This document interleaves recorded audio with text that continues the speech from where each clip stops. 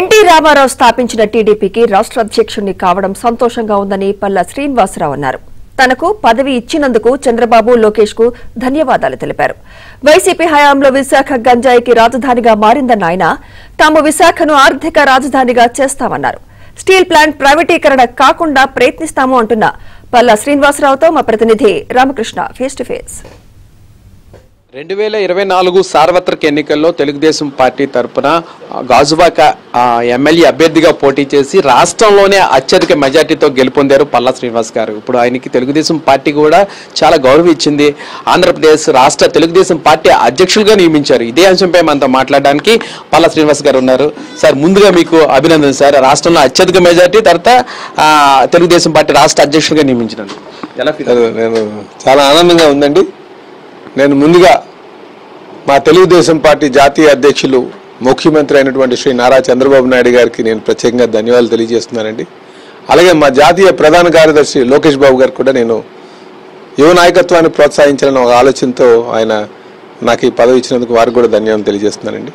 నేను రాష్ట్ర అధ్యక్షులుగా నియమితులు కావడం అంటే నా పూర్వజన్మ సుకృతంగా భావిస్తున్నానండి. సార్, మీరు విశాఖ జిల్లా పార్టీ అధ్యక్షుడు ఉన్నప్పుడు ఆనాటి వైసీపీ ప్రభుత్వానికి వ్యతిరేకంగా ఎన్నో పోరాటాలు చేశారు. స్వయంగా మీరు కూడా ఎంతో నష్టపోయారు. మీరు మీ బిల్డింగ్స్ కూడా అప్పుడు కొట్టివేయడం కూడా జరిగింది. ఇవన్నీ మీరు ఎలా చూస్తారు ఇప్పుడు? అంటే ఎవరైనా సరే ఈరోజు అందుకే ఇలాంటి కక్షపూరితమైనటువంటి రాజకీయాలు చేసి రాజకీయ ప్రత్యర్థుల్ని శత్రువులుగా భావించి 5 సంవత్సరాలు పరిపాలన సాగించారు కనుకనే ఈరోజు ప్రజలు వాళ్ళకి బుద్ధి చెప్పి ఇంటి దగ్గర కూర్చోబెట్టారు. 151 సీట్లతో ఉన్నటువంటి వ్యక్తిని తీసుకొచ్చి 11 సీట్లలో కూర్చోబెట్టి ప్రతిపక్ష స్థానం కూడా చేయకుండా చేశారంటే జస్ట్ గమనించండి ఒకసారి ఎంత పరిణించేటువంటి నాయకులు ఆంధ్ర ప్రజలు. ఇది నిదర్శనం చెప్పి తెలియజేస్తున్నాను. అందుకే మేము ఖచ్చితంగా ప్రజారాజ్యకమైనటువంటి పాలనని, ప్రజాస్వామ్య విలువలతో కూడినటువంటి పాలన మేము అందిస్తాం. సార్, అప్పటి ముఖ్యమంత్రి జగన్మోహన్ రెడ్డి విశాఖపట్నం పరిపాలనా రాజధాని చేస్తామన్నారు. ఇప్పుడు మీరు విశాఖని మీరేం చేయాలనుకుంటున్నారు? ఆయన పరిపాలనా రాజధాని చేస్తానని చెప్పేసి ఆశల పల్లికలో ప్రజలందరినీ కూర్చోబెట్టి గంజాయి రాజధాని కింద చేశారు. ఇది ప్రజలందరూ గమనించారు. అటు గంగవరం పోర్టు మొదలు తీర ప్రాంతం అంతా దోపిడి. గంగవరం పోర్టులో వాటా అమ్మేశారు. సిబిసిఎన్సి క్రిస్టియన్ భూములు కొట్టేశారు. దస్బల్లా భూములు కొట్టేశారు. రేడియన్స్ అటు చూస్తే రామానాయుడు స్టూడియో, లేకపోతే రుషికొండ విధ్వంసం, ఇవన్నీ ఇంకా చాలా. సార్, ఇక్కడ భూములు వైసీపీ నేతలు కొట్టేశారన్నారు కదా. ఇప్పుడు మీ కూటమి ప్రభుత్వం అధికారంలో ఉంది. మరి దీనిపై ఎలాంటి విచారణ జరిపిస్తారో, ఎవరైతే తప్పు చేస్తారో వాళ్ళకి ఎటువంటి శిక్షిస్తారు వాళ్ళని?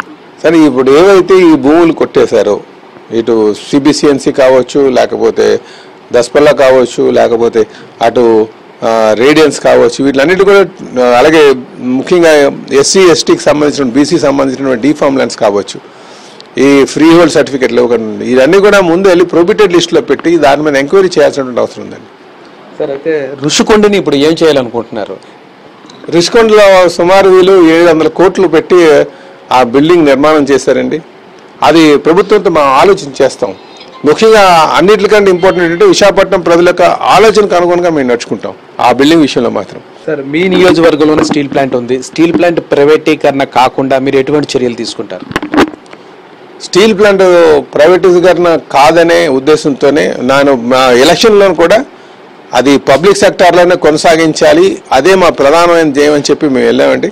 స్టీల్ ప్లాంట్ని పరిరక్షించి పబ్లిక్ సెక్టార్లో కొనసాగించడమే మా ప్రధానమైన కర్తవ్యంగా భావిస్తుందని చెప్పి తెలియజేస్తున్నాను. సార్, ఇంకోటి, అక్కడ మీ నియోజకవర్గంలో నాగనంపూడి టోల్ గేట్ని ఎత్తివేయాలని ఎప్పటి నుంచి అక్కడ స్థానికులు కానీ చాలా డిమాండ్ ఉంది. ఇప్పుడు మీరు ఎలాంటి చర్యలు తీసుకోబోతున్నారు?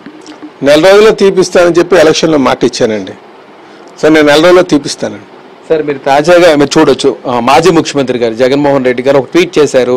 మళ్ళీ బ్యాలెట్ రావాలి, ఈవీఎంల మీద అనుమానాలు వ్యక్తం చేశారు. ఎందుకంటే మీకు భారీగా సీట్లు వచ్చాయని అనుమానాలు వ్యక్తం చేశారు. 2019 ఎందుకు అలాంటివి వ్యక్తం చేయలేదు అనుమానం?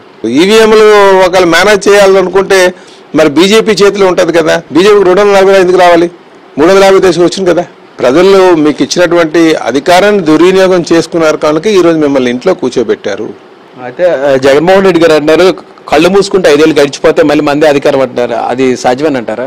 కదా, 5 సంవత్సరాలు అధికారం ఇచ్చిన తర్వాత ఆయన కళ్ళు మూసుకున్నారు కదండి. ఇంకా అంతకంటే ఏం చేసేది ఆయన? ఏం చేశారు ఆయన? సార్, ఇంకోటి చివరిగా చెప్పండి, రాష్ట్రంలో అత్యధిక మెజార్టీ ఇచ్చారు, పైగా మీరేంచి అప్పటి మంత్రి గుడివాడ అమర్నాథ్ మీద గెలిచారు. ఎలా ఫీల్ అవుతున్నారు? గడిచిన 15 సంవత్సరాలుగా నేను ప్రజలతో మమేకమై ఉన్నానండి. అలాగే నేను చేసినటువంటి పోరాటం కూడా కావచ్చు, స్టీల్ ప్లాంట్ మీద పోరాటం కావచ్చు, టోల్ గేట్ తొలగించిన విషయంలో కావచ్చు, ఆర్కాడ్ ట్రాన్స్ఫర్ విషయంలో కావచ్చు, ప్రతి సమస్య పట్ల నాకు పూర్తి అవగాహన ఉంది. నా మీద ఆ నమ్మకంతో ప్రజలు అన్ని ఓట్లు వేస్తారని నేను అనుకుంటున్నాను. Thank you very much sir. ఇది మొత్తం మీద పరిస్థితి. ఆంధ్రప్రదేశ్ రాష్ట్ర తెలుగుదేశం పార్టీ అధ్యక్షునిగా ఇక్కడ గాజువాక నియోజకవర్గంలో అత్యంత మెజార్టీ ఇచ్చారంటున్నారు. విశాఖపట్నాన్ని తెలుగుదేశం పార్టీ అభివృద్ధి చేస్తుందని, రాష్ట్ర ఆర్థిక రాజధానిగా చేస్తుందని కూడాను పల్లా శ్రీనివాస్ చెప్తున్నారు. వీడియో జర్నలిస్ట్ అభిలాష్తో రామకృష్ణ, ఏబిఎన్ ఆంధ్రజ్యోతి.